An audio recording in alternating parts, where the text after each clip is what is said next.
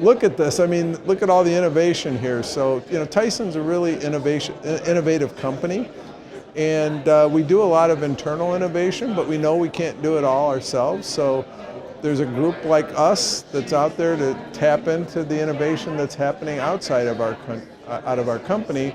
And this is a great forum. 750 plus people here, a whole bunch of innovative companies, and we invest in some of them to help create strategic collaborations with Tyson. So that's why we're here, is because innovation is what we're all about. So there's a lot of exciting things happening in food tech right now. In fact, I think if you just look at the kind of things that we talk about, what we're interested in, it's a really good example of that. So we're looking at things like alternative proteins. We're looking at things like plant-based, cell-based, protein ingredients. So all these things like that, very much oriented in that. Also, we're looking at disruptive business models. There's all these new ways of getting food to people, and so we're very interested in that as well. So, examples are, of course, meal kits everybody talks about, prepared meal plans.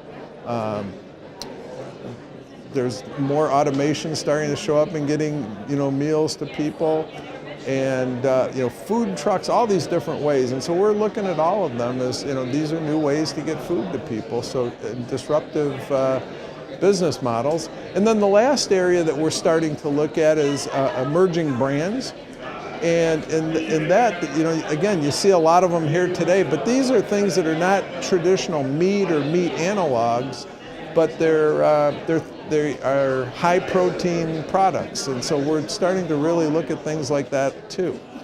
And then the other kind of things we're looking at today that I think are really interesting and investable are some of the things that help us with operational excellence for our company.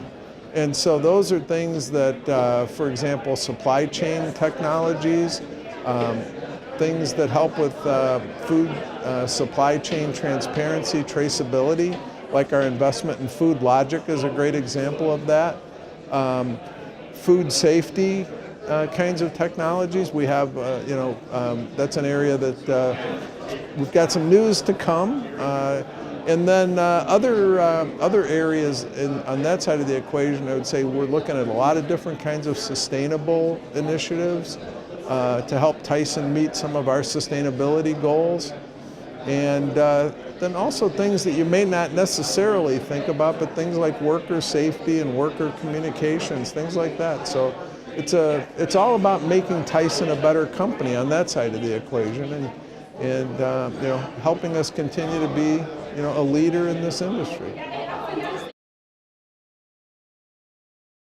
So there is a lot coming down the pike. In fact, some of the things that were talked about here this morning, I think, are more in that 3 to 5 year horizon. When we talk about using DNA for personalized nutrition, the microbiome, everybody tuning, their microbiome or their diet and their exercise, their health regime to the microbiome. These are things that I see are coming, and I think are going to get bigger and bigger over the next 3 to 5 years. The other thing I think is going to get really big in this time is automation. So, things up and down the supply chain, including, robots and drones delivering food. Here in San Francisco, for example, there's one corner you can go to Itza and order your food, get it, and you never see a human being.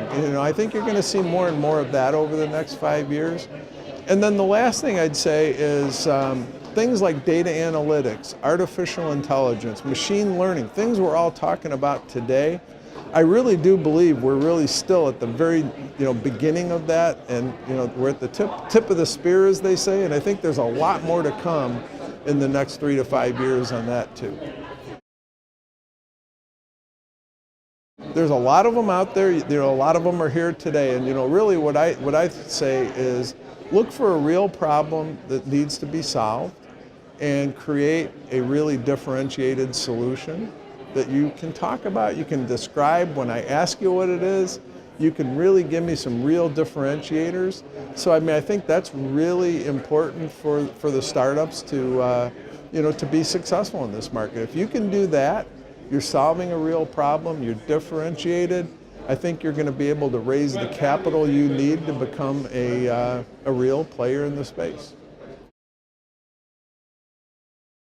My thought on that question is that what I see in the food space, and I come from Motorola, which was, in the tech space. What I see is missing today in the food space is a solid lineup of mid and late stage investors. There's plenty of early stage investors, there's lots of incubators and accelerators, but that mid to late stage investment piece I think is largely missing. But I think it will develop over the next few years, and then I think that will really help complete the ecosystem.